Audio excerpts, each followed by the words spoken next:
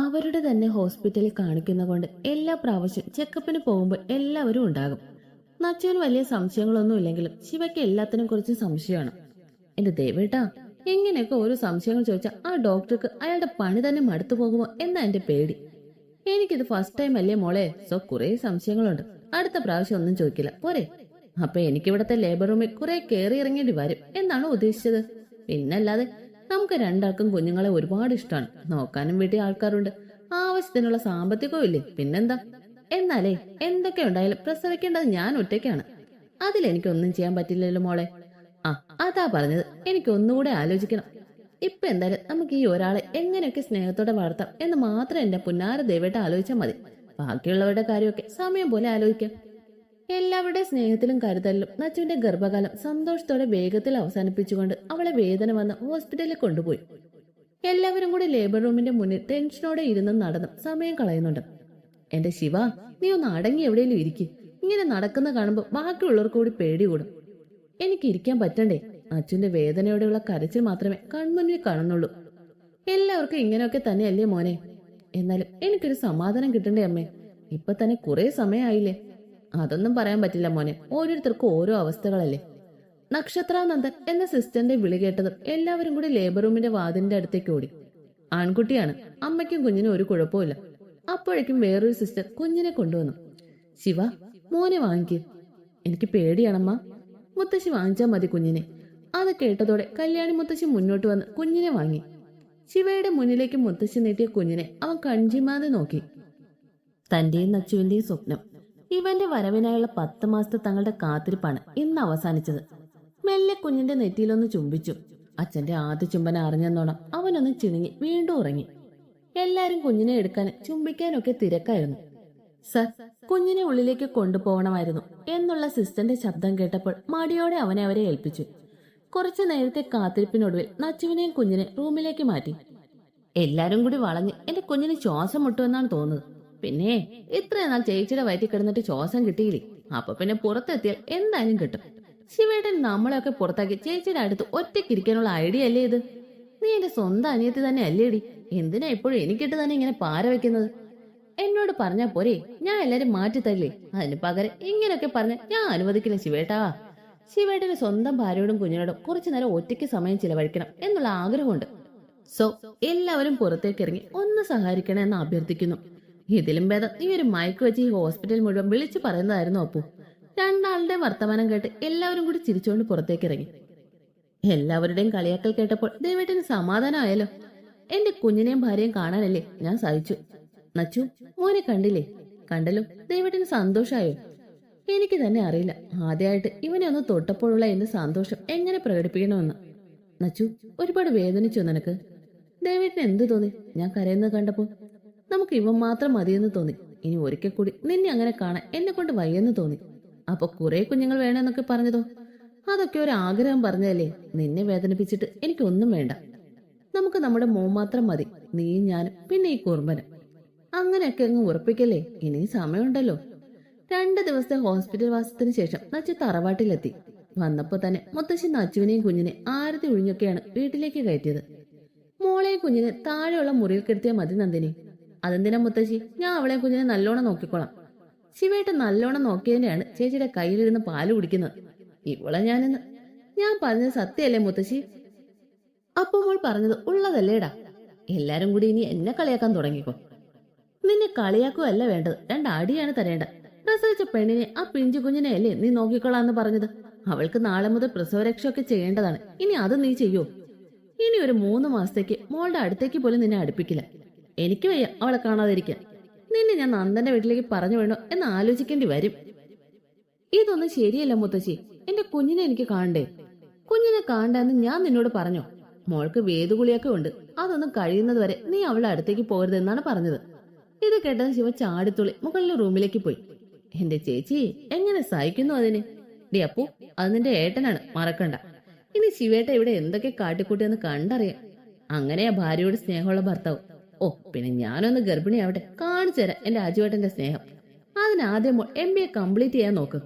ഗർഭിണിയാകാനുള്ള qualification ഒന്നും അല്ലല്ലോ MBA. നിന്റെ ഭർത്താവിന് ചെറുപ്പം മുതൽ നന്നായിട്ട് അറിയാന്നുള്ളത് കൊണ്ട് പറയുവാണ്.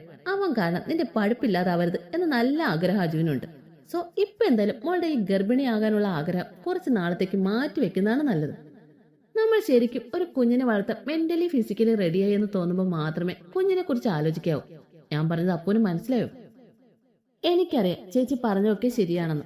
ഇപ്പൊ എന്റെ ക്ലാസ് ഒക്കെ ഏകദേശം കഴിഞ്ഞു ചേച്ചി. ഇനി പ്രോജക്ട് സബ്മിറ്റ് ചെയ്യാനും എക്സാമും മാത്രമേ ഉള്ളൂ. എനിക്ക് എന്തോ ചേച്ചി പ്രഗ്നന്റ് ആയത് മുതൽ ഒരു കുഞ്ഞാവ് വേണമെന്ന് നല്ല ആഗ്രഹമുണ്ട്. ഇപ്പതാ ഇവനെ കണ്ടപ്പോ ആ ആഗ്രഹം കൂടിയതേ ഉള്ളൂ. നീ അജുവിനോട് നിന്റെ മനസ്സിലുള്ളതെല്ലാം തുറന്നു പറ. അവന്റെയും കൂടി അഭിപ്രായം നോക്കിയിട്ട് രണ്ടാളും ഒരു തീരുമാനം എടുത്താൽ മതി. വൈകുന്നേരം ആയപ്പോ എല്ലാവരും വന്നു. കുഞ്ഞിനെ എടുത്തും വർത്തമാനം പറഞ്ഞും രാത്രി വരെ എല്ലാവരും അവിടെ നിന്നു. ഭക്ഷണം കഴിച്ച് എല്ലാരും പോകാൻ ഇറങ്ങിയിട്ടും അജു മാത്രം കുഞ്ഞിന്റെ അടുത്ത് തന്നെ നിൽപ്പായിരുന്നു. അജുവേട്ടന് കുഞ്ഞിനെ ഒരുപാട് ഇഷ്ടമാണല്ലേ. കുഞ്ഞുങ്ങളെ ഇഷ്ടമില്ലാത്ത ആൾക്കാർ കുറവല്ലേ. നമുക്കൊരു കുഞ്ഞുണ്ടായ നല്ല സന്തോഷാവില്ലേ? എന്താ അപ്പു നീ ഉദ്ദേശിക്കുന്നത്? എന്റെ ക്ലാസ് ഒക്കെ കഴിഞ്ഞില്ലേ, ഇനി എക്സാം പ്രോജക്റ്റ് മാത്രമേ ബാക്കിയുള്ളൂ. അതിന് എന്ത് വേണമെന്നാ നീ പറയുന്നത്? നമുക്കൊരു കുഞ്ഞിനെ കുറിച്ച് ഇനി ചിന്തിച്ചൂടെ? നിനക്ക് ആഗ്രഹമുണ്ടോ? നല്ലോണം ആഗ്രഹമുണ്ട്. ആദ്യമൊക്കെ ചെറുതായിട്ട് മാത്രമേ ഉണ്ടായിരുന്നുള്ളൂ. എന്നാ ഇപ്പൊ കുഞ്ഞാവെ കണ്ടപ്പോ എന്തോ മനസ്സ് ശരിക്കും തോന്നി. എന്റെ ഭാര്യയ്ക്ക് അത്ര ആഗ്രഹമുണ്ട്. എനിക്ക് സന്തോഷം മാത്രമേ ഉള്ളൂ. എന്നെ കല്യാണം കഴിച്ചതിന്റെ പേര് നിനക്കൊന്നും നഷ്ടപ്പെടരുതെന്ന് എനിക്ക് നിർബന്ധം ഉണ്ടായിരുന്നു അപ്പു. അതാ ഞാൻ പഠിപ്പ് കഴിഞ്ഞ് ഒരു ജോലിയൊക്കെ ആയിട്ട് മതി കുഞ്ഞെന്ന തീരുമാനം എടുത്തത്. അല്ലാതെ എനിക്കിഷ്ടമില്ലഞ്ഞിട്ടല്ല. ഇപ്പൊ നീ പറഞ്ഞതൊക്കെ കേട്ടപ്പോ എനിക്ക് നമുക്കൊരു കുഞ്ഞ് വേണമെന്ന് തോന്നുന്നുണ്ട്. സോ ഇന്നു മുതൽ നമ്മൾ മനസ്സുകൊണ്ട് ശരീരം കൊണ്ട് ഒരു കുഞ്ഞിനെ സ്വീകരിക്കാൻ തയ്യാറാവുകയാണല്ലേ. ഇന്നു മുതൽ മോൾക്ക് വേദുകുളിയൊക്കെ തുടങ്ങുകയാണ്. കുഞ്ഞിന് പാൽ കൊടുത്ത് അവനെ നന്ദിനെ ഏൽപ്പിച്ച് മോൾ മുത്തശ്ശിയുടെ കൂടെ വാ. ആന്റി, ഇതെന്താ സംഭവം? ഇന്നലെ ദേവേട്ടനോടും പറഞ്ഞല്ലോ. മോൾ ഇതിനെക്കുറിച്ചൊന്നും കേട്ടിട്ടില്ലേ? ഞങ്ങളുടെ അവിടെ ഇതൊന്നും കേട്ടിട്ടില്ല. പിന്നെ അങ്ങനെ പ്രസവിച്ച ആൾക്കാരുടെ അടുത്തൊന്നും ഞാൻ അധികം പോയിട്ടില്ല. മമ്മയ്ക്കോ അമ്മയ്ക്കോ ഒക്കെ അറിയാമായിരിക്കും അല്ലേ? അവരൊക്കെ ഇവിടെയല്ലേ കുറെ കാലം ഉണ്ടായത്. അതുകൊണ്ട് എന്തായാലും അറിയാമായിരിക്കും. പ്രസവാനന്തര പരിചരണത്തിന്റെ ഭാഗമായി കേരളത്തിൽ സാധാരണയായി നടത്തുന്ന ഒരു വൈദ്യ ചികിത്സയാണ് വേദകുളി, അല്ലെങ്കിൽ പോസ്റ്റ് ഹെർബൽ ബാത്ത്. ദേഹത്ത് എണ്ണ പുരട്ടിയ ശേഷം മരുന്ന് ചേർത്ത ചൂടുവെള്ളം ഉപയോഗിച്ച് രോഗിയെ കുളിക്കാൻ അനുവദിക്കുന്ന പ്രക്രിയയാണിത്. ഈ ഔഷധജലം തയ്യാറാക്കാൻ വിവിധ ഔഷധ സസ്യങ്ങൾ ഉപയോഗിക്കുന്നു. ഇതാണ് സംഭവം എന്നാണ് ഗൂഗിൾ പറയുന്നത്. എന്റെ ആന്റി, ഞാൻ ചോദിച്ചാൽ ആന്റി ഗൂഗിളിനോട് ചോദിച്ചാണോ ഉത്തരം തരുന്നത്? ഞാൻ ഓരോന്നൊക്കെ ആലോചിച്ച് പറയുന്നതിലും എളുപ്പമല്ലേ മോളെ ഇത്? ആന്റിയൊക്കെ ഇത്രയും ന്യൂജനായത് ഞാൻ അറിഞ്ഞില്ലല്ലോ. അപ്പൊ ഇന്നു മുതൽ വെറുതെ ഇരുന്ന് കൊടുത്താൽ മതി അല്ലേ? രണ്ടു മുത്തശ്ശിമാരും കൂടി അടിപൊളിയായി കുളിപ്പിച്ചു തരും. ഓർക്കുമ്പോ തന്നെ ഒരു സുഖമുണ്ട് അല്ലേ ആന്റി? ഇതൊക്കെ കൊണ്ടായിരിക്കും അല്ലേ മലയാളികളൊക്കെ കുറെ വട്ടം പ്രസവിക്കുന്നത്. തിരിച്ചു വരുമ്പോൾ ഇങ്ങനെയൊക്കെ തന്നെ പറഞ്ഞാ മതി. ആന്റി എന്താ അങ്ങനെ പറഞ്ഞു? ഒന്നുമില്ല മോളെ. എന്റെ ദൈവമേ, വേദകുളി ഒരിക്കൽ കുളിച്ച് പിന്നെ അത് ഓർമ്മയിലുള്ള ആരും വീണ്ടും പ്രസവിക്കില്ല എന്ന് ഞാൻ എങ്ങനെ നിന്നോട് പറയും എന്റെ മോളെ? ആന്റി, ഞാൻ എന്നാ മുത്തശ്ശിയുടെ അടുത്തേക്ക് പോട്ടെ. പാവ ഉറങ്ങി. കുഞ്ഞിനെ കിടത്തി നച്ചു ചിരിച്ചോണ്ട് പോകുന്നുണ്ട് നന്ദിനിക്ക് പാവം തോന്നി. ഇപ്പൊ തന്നെ കേൾക്കാം മോളുടെ ഒച്ചയും ബഹളവും എന്ന് ഓർത്ത് അവിടെ തന്നെ ഇരുന്നു. എന്താ അമ്മ ആലോചിക്കുന്നേ? നച്ചു എവിടെ? അവളെ അമ്മ കുളിപ്പിക്കാൻ കൊണ്ടുപോയി. അതിന് അമ്മ എന്തിനാ വിഷമിക്കുന്നേ? മോൾ ഒരുപാട് സന്തോഷത്തോടെയാണ് പോയത്. പാവം. അതൊക്കെ നിനക്ക് പറഞ്ഞാൽ മനസ്സിലാവില്ല. കുറച്ചു നേരം ഇവിടെ ഇരിക്കെ, അപ്പം മനസ്സിലായിക്കോളും. അമ്മ എന്തൊക്കെയാണോ പറയുന്നത്. മോ ഉറങ്ങിയോ അമ്മ? മോള് പാല് കൊടുത്ത് ഉറക്കിയിട്ടാണ് പോയത്. ശിവ മെല്ലെ കുഞ്ഞിന്റെ കയ്യിലും കാലിലും ഒക്കെ തൊട്ടു നോക്കി അവിടെ ഇരുന്നു. കുഞ്ഞാണ് അച്ഛൻ വന്നതും അടുത്തിരുന്നതും ഒന്നും അറിയാതെ നല്ല ഉറക്കത്തിലാണ്. അയ്യോ മുത്തശ്ശി, വെള്ളത്തിന് നല്ല ചൂടുണ്ട്. കുറച്ച് ചൂട് കുറയ്ക്ക്, എനിക്ക് പൊള്ളുന്നു. എനിക്കിത് വേണ്ട, ഞാൻ ഒറ്റയ്ക്ക് കുളിച്ചോളാം. അയ്യോ മമ്മ, ആന്റി ഓടിവായോ. ഈ മുത്തശ്ശിമാർ രണ്ടും കൂടെ എന്നെ ഇപ്പൊ കൊല്ലും. നച്ചുവിന്റെ ഉച്ചത്തിലുള്ള ശബ്ദം കേട്ടാണ് ശിവ അങ്ങോട്ട് ശ്രദ്ധിച്ചത്. എന്താ അമ്മ അവൾ ഇങ്ങനെയൊക്കെ പറയുന്നേ? അതല്ലേ നിന്നോട് ഞാൻ നേരത്തെ പറഞ്ഞത്. ചൂടുവെള്ളത്തിലാണ് വേദകുളിയൊക്കെ. മോൾക്കത് അറിയില്ലല്ലോ. അവൾ നല്ല സന്തോഷത്തിൽ അവരെ കുളിപ്പിക്കുക എന്നൊക്കെ പറഞ്ഞാ പോയത്. പിന്നെ കുറച്ചു കഴിഞ്ഞപ്പോ നച്ചുവിന്റെ ശബ്ദമൊന്നും കേൾക്കാതെയായി. അവൾ എന്താ ഇപ്പൊ ഒന്നും പറയാതെ? അവൾക്ക് മനസ്സിലായി അവരോടൊന്നും പറഞ്ഞിട്ട് കാര്യമില്ലെന്ന്. ഇനി കുളിച്ചു വരുമ്പോ അവളുടെ മുന്നിപ്പെടാതെ സൂക്ഷിച്ചു. ഇതിന്റെ ചൂടൊക്കെ ആരോടേലും തീർക്കാൻ കിട്ടി അവൾ നിനക്കായിരിക്കും നല്ലോണം തരുന്നത്. അമ്മ പറയുന്ന കേട്ട് ശിവ ചെറിയ ചിരിയോടെ കുഞ്ഞിന്റെ കൂടെ കിടന്നു. നച്ചുവിന് കുളിച്ചു മാറാനുള്ള ഡ്രസ്സ് എടുക്കാൻ വന്ന മുത്തശ്ശി ശിവയെ കുഞ്ഞിന്റെ കൂടെ കണ്ട് നല്ലോണം പേടിപ്പിച്ച് മോളിലേക്ക് പറഞ്ഞു വിട്ടു. കുളിച്ചു വന്ന് അവര് കൊടുത്ത ഭക്ഷണമൊക്കെ കഴിച്ച് അവൾ കിടന്നു. കിടന്നപ്പോ തന്നെ അവൾ ഉറങ്ങി. രാവിലെ എല്ലാവർക്കും പോകാൻ തിരക്കായതുകൊണ്ട് ആരും തറവാട്ടിലേക്ക് വന്നില്ല. നാൻസി ലീവ് എടുക്കാന്ന് പറഞ്ഞെങ്കിലും എല്ലാരും കൂടി വേണ്ടെന്ന് പറഞ്ഞ് ഹോസ്പിറ്റലിലേക്ക് പറഞ്ഞയച്ചു. ശിവ മെല്ലെ നച്ചു കിടക്കുന്ന മുറിയിലേക്കൊന്ന് നോക്കി. അവൾ ഉറങ്ങുന്ന കണ്ട് അവൻ ശല്യം ചെയ്യാതെ അമ്മയോട് പറഞ്ഞ് ഓഫീസിലേക്ക് പോയി. പാവം, എന്റെ പെണ്ണിനെ മുത്തശ്ശി ഇതൊക്കെ കഴിയുമ്പോഴേക്കും ഒരു പരുവാക്കി എടുക്കും എന്നാണ് തോന്നുന്നത്. എന്തേലും പറയാൻ പോയാൽ പിന്നെ ആരോഗ്യത്തിന്റെയും മറ്റും കാര്യം പറഞ്ഞ് തനിക്ക് നല്ലോണം കിട്ടും. ഇതിനെക്കുറിച്ചൊന്നും ഒന്നും അറിയാത്തതുകൊണ്ട് അധികം പറയാനും പറ്റില്ല. ഇനി അങ്ങോട്ട് അവളെ കാണാൻ പോലും കിട്ടാൻ ചാൻസ് ഇല്ല. എന്താണ് ശിവദേവനൊരു ആലോചനയൊക്കെ? എന്റെ അജയ, ഒന്നും പറയാതിരിക്കുന്നതാണ് നല്ലത്. ഇന്ന് രാവിലെ തന്നെ നച്ചുനെ കുളിപ്പിക്കാന്നും പറഞ്ഞ് മുത്തശ്ശി കൊണ്ടുപോയത് മുതൽ ഒച്ചയും ബഹളവും ആയിരുന്നു. അതൊക്കെ കേട്ടിട്ട് വന്നിട്ടാണെന്ന് തോന്നും. ഒരു സമാധാനവും കിട്ടുന്നില്ല. അവളെ ഒന്ന് കാണാനോ അടുത്തിരിക്കാനോ ഒന്നും മുത്തശ്ശി സമ്മതിക്കുന്നുമില്ല. പിന്നെ നിന്നെ ആ വീട്ടിൽ നിർത്തുന്നത് തന്നെ വലിയ കാര്യമാണ്. ഡാ, നമ്മുടെ ഇവിടെയൊക്കെ പ്രസവം എടുക്കുമ്പോൾ പെൺകുട്ടി അവളുടെ വീട്ടിൽ കൊണ്ടുപോയ പിന്നെ തിരിച്ചു വരുന്ന കുഞ്ഞിന് 3 മാസമൊക്കെ ആയിട്ടാണ്. നിന്റെ ഭാര്യയുടെ കാര്യത്തിൽ എന്തായാലും അങ്ങനെയൊന്നും ഇല്ലല്ലോ. അത് തന്നെ നിന്റെ ഭാഗ്യം. വെറുതെ ഇടയ്ക്ക് പോയി ഭാര്യയെ കാണാൻ നോക്കി മുത്തശ്ശി നിന്നെ ഭാര്യ വീട്ടിലേക്ക് പറഞ്ഞേക്കും. അത് നീ പറഞ്ഞത് കറക്റ്റാണ്. ഈ ഒരു കാര്യത്തിൽ മുത്തശ്ശി ഭയങ്കര സ്ട്രിക്റ്റ് ആണെന്ന് എനിക്ക് ഇന്ന് മനസ്സിലായി. ശിവ വൈകുന്നേരം വരുമ്പോൾ എല്ലാവരും കൂടി ഇരുന്ന് കുഞ്ഞിനെ എടുക്കുകയും എന്തൊക്കെയോ പറഞ്ഞ് കളിപ്പിക്കുകയോ ഒക്കെ ചെയ്യുന്നുണ്ട്. എന്റെ അപ്പോ, നീ ഇപ്പൊ തന്നെ എന്റെ മോനെ നിന്നെ പോലെ ആക്കാനുള്ള ശ്രമത്തിലാണോ? ശിവേടനെ പോലെ ആക്കുന്നതിനേക്കാൾ ഭേദം എന്നെ പോലെ ആക്കുന്നതാണ്. അതെന്താ, എനിക്കെത്ര കുഴപ്പം? പിന്നെ കുഴപ്പമില്ലാത്ത ഒരാൾ. പണ്ടൊക്കെ എന്ത് ദേഷ്യമായിരുന്നു. നച്ചി ചേച്ചി വന്നത് പിന്നെ അല്ലേ ഒന്ന് അടങ്ങിയത്, അല്ലേ അമ്മേ? അത് മോൾ പറഞ്ഞത് ശരിയല്ലേ ശിവ? ഓ പിന്നെ, അന്നൊക്കെ എനിക്ക് അത്രയ്ക്കൊന്നും മെച്യൂരിറ്റി ഇല്ലായിരുന്നു. അതാ. പിന്നെ പ്രേമം ഉണ്ടാവുമ്പോ ആണല്ലോ ആൾക്കാർക്ക് മെച്യൂരിറ്റി ഉണ്ടാവുന്നത്. ചേച്ചിക്ക് ഏട്ടനോട് ഇഷ്ടമില്ലാതായാലോ എന്ന് പേടിച്ചല്ലേ ഏട്ടൻ നന്നായത്. ഇവളെ ഇന്ന് ഞാൻ അവിടെ നിൽക്കാനാണ് പറഞ്ഞത്. നിന്നെ എന്റെ കൈ കിട്ടിയ നല്ല കാര്യം പറഞ്ഞേക്കാം. അതല്ലേ ഞാൻ നിൽക്കാത്തത്. മുത്തശ്ശി, എന്നെ ഒന്ന് രക്ഷിക്ക്. ഈ ശിവേട്ടൻ ചേച്ചിയെ കാണാൻ പറ്റാത്തതുകൊണ്ട് ദേഷ്യം മൊത്തം എന്നോട് തീർക്കാൻ നോക്കുന്നതാ. ആണോ ശിവ? നിനക്ക് മോളെ കാണാഞ്ഞിട്ട് ദേഷ്യമുണ്ടോ? ദേഷ്യമൊന്നുമില്ല മുത്തശ്ശി, എന്നാലും നല്ല വിഷമമുണ്ട്. മോൻ ഇങ്ങ് വാ, മുത്തശ്ശിയുടെ അടുത്തിരിക്കും. ഇനി മുത്തശ്ശി പറയുന്നത് ശ്രദ്ധിച്ചു കേൾക്കണം. മോൻ അറിയാലോ, ഒരു പെൺകുട്ടി ഗർഭിണിയായത് മുതൽ ഒരുപാട് വേദനകൾ കഷ്ടപ്പാടുകൾ സഹിക്കുന്നുണ്ട് തന്റെ കുഞ്ഞിന് വേണ്ടി.